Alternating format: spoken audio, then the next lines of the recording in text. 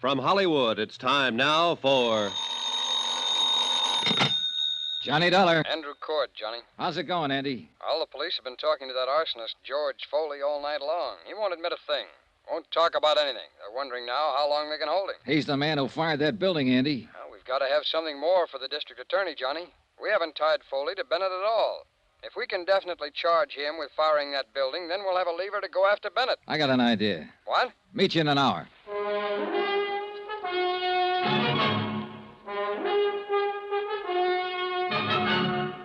Tonight and every weekday night, Bob Bailey in the transcribed adventures of the man with the action-packed expense account, America's fabulous freelance insurance investigator. Yours truly, Johnny Dollar.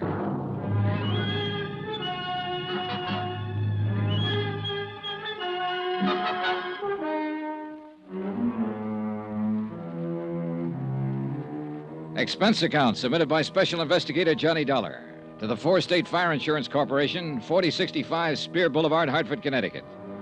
The following is an accounting of expenditures during my investigation of the Bennett arson matter. Expense account item 6, $1, 2 drinks. Andrew Cord and myself in Cookie's Place, a half a block from San Francisco's Hall of Justice. Andy's a good insurance man, thorough. Well, it's pretty certain they'll have to release Foley unless he admits something, or we can find more evidence against him. How about Bennett? Still no word. Johnny, you can see what we're up against. Yeah. Want one? No, thanks, Johnny. Let's pull it out. Listen, we had this case tied into Tony Midas until he turned up dead. A vengeance motive against Bennett for sending him to prison 5 years ago. Yeah? All right. Now we know it wasn't Midas, and we're sure it's this George Foley.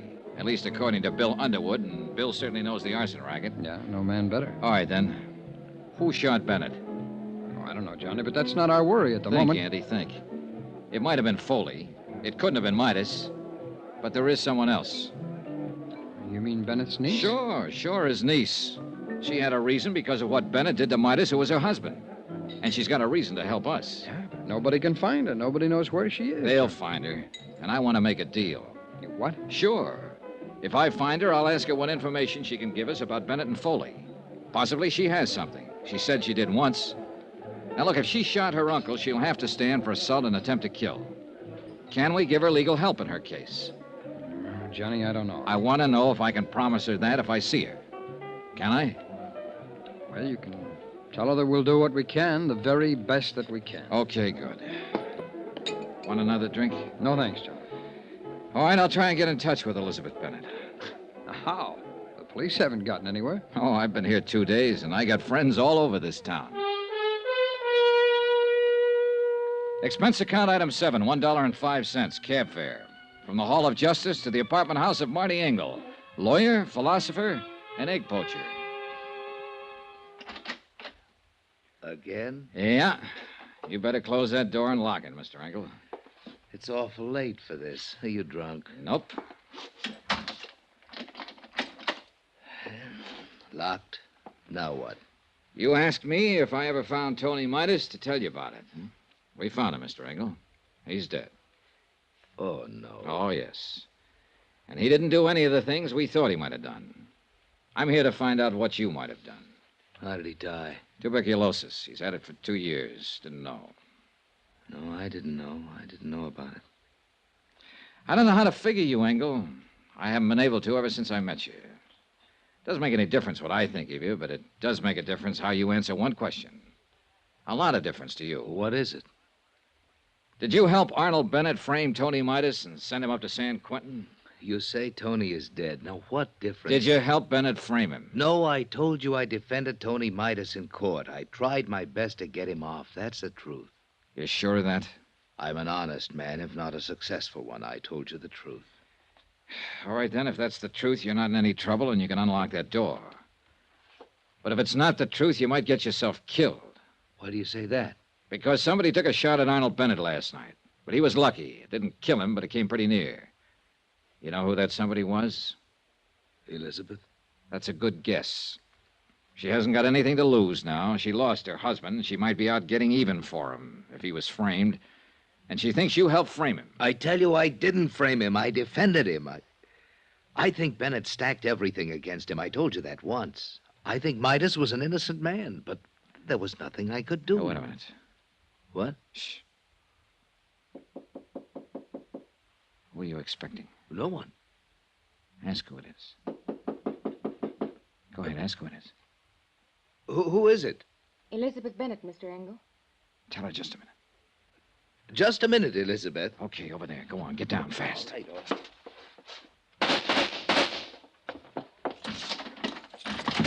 No, you don't! Engel, call the police.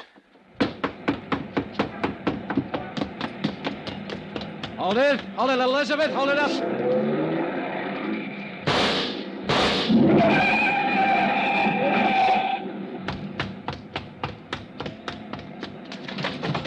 Are you hurt?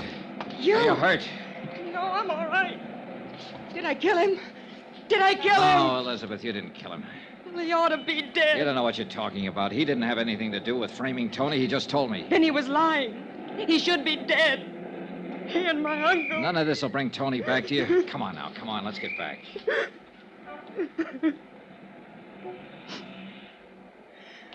How many tramps have you met in your life, Mr. Dollar? A few. Come on, come on. When you met my Uncle Arnold, you met a real one. He stole money from himself and made it look like Tony did it. And that one in there helped him. Why didn't you let me kill him? You're wrong about Engel. He didn't help your uncle. He tried to help Tony, honestly. Well, then I'm glad I didn't kill him. How's my uncle? He's getting better. Will he go to prison? We have to prove he hired somebody to fire the office building. He hired George Foley. I know that. Would you swear to Yes. it? Can you? Yes. He blamed it on Tony. When I went over to see Tony last month in the prison hospital, he was dying. Oh, I knew it. He had that look in his eyes. Helpless. And he knew what my uncle had done to him, and he couldn't do anything about it. But you figured you could. You shot your uncle when you found out Tony was dead. And you came here to kill Engel. I thought he helped Uncle Arnold send Tony to prison. I thought he helped kill Tony. They did kill him, you know, when they sent him to prison. They killed him as surely as if they'd shot him down. 5 years I waited for Tony to get out of that awful place. I waited to hold him in my arms and tell him it was all over. 5 years I waited to help him forget his hate and my hate. Loving him so much every day that...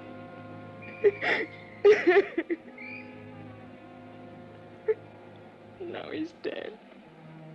What can you or I or anybody do about what they've done to Tony? Look at me, Mr. Dollar. I'm not what you'd call beautiful. I'm not even pretty. Nobody ever looked at me twice until Tony. He looked at me and he loved me. And now he's dead. And I'm dead inside. I'm dead inside, and I'll be glad when I'm dead outside.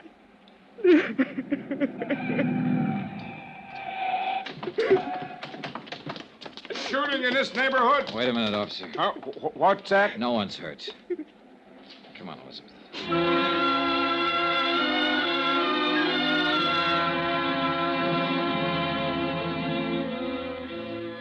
Elizabeth Bennett made a statement down at the Hall of Justice admitting she fired a shot at Arnold Bennett, hoping to kill him.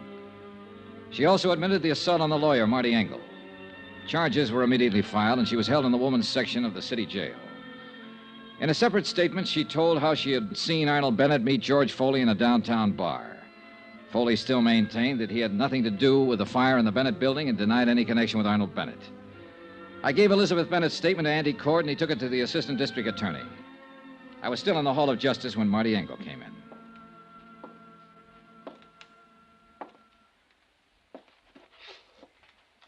Dollar, Oh, hello, Mr. Engel. how is Elizabeth? They're holding her. I'm not going to press any charges. Oh, it's pretty decent of you, Mr. Engel. She's a pretty unhappy girl. I'd like to help her. Her uncle will probably press charges against her. I'd like to defend her. What? She needs a lawyer. I didn't do very well for her husband. Maybe I can do better for her. I hope so.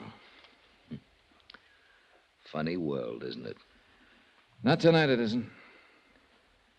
No, I guess not. Yeah. Well, I'll see you, Mr. Dollar. Right. Johnny? Oh, Andy, hi. Well, kid, you ought to pat yourself on the back. They're going to go ahead against George Foley for the arson job. Enough for them now, huh? That's a pretty good case against him, whether he opens up and talks or not. A statement from him would still be better. Always. But he's been around, Johnny. He hasn't given anybody the time of day yet. Yeah. Oh, about Elizabeth Bennett. I can arrange counsel for her. She's already got a lawyer, Andy. Okay, then we'll pay his fee. He doesn't want any fee. What's the matter, kid? Boy, maybe all this has been a little too much. Hey, what time is it? 10:15. There's a plane out at midnight. If you don't need me anymore, I think I'll be getting back to Hartford. Sure, Johnny. Sure, I'll look after things here.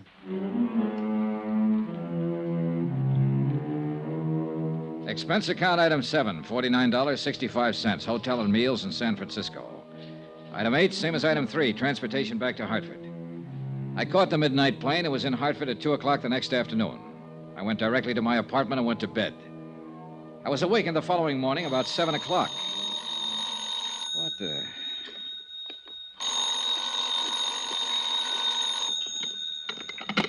Johnny Dollar. San Francisco calling, Mr. Dollar. Okay. Is this Mr. Dollar? Yes, yes. Mr. Andrew Cord is calling. One moment, please. Go ahead, please. Johnny, Hi. can you come back to San Francisco right away? Can I... Well, I just got home.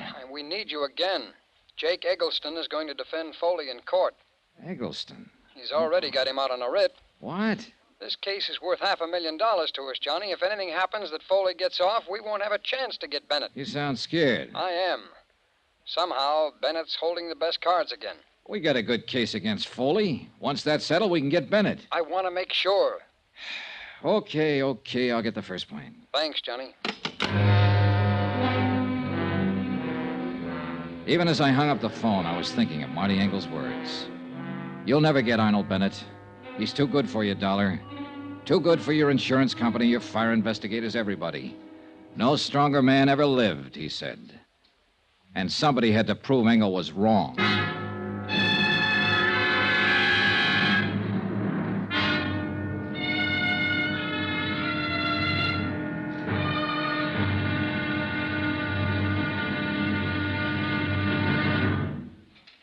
Now, here's our star to tell you about tomorrow's intriguing episode of this week's story. Tomorrow, a fight against a strong man and one of the cleverest lawyers in the country. Join us in court. Yours truly, Johnny Dollar.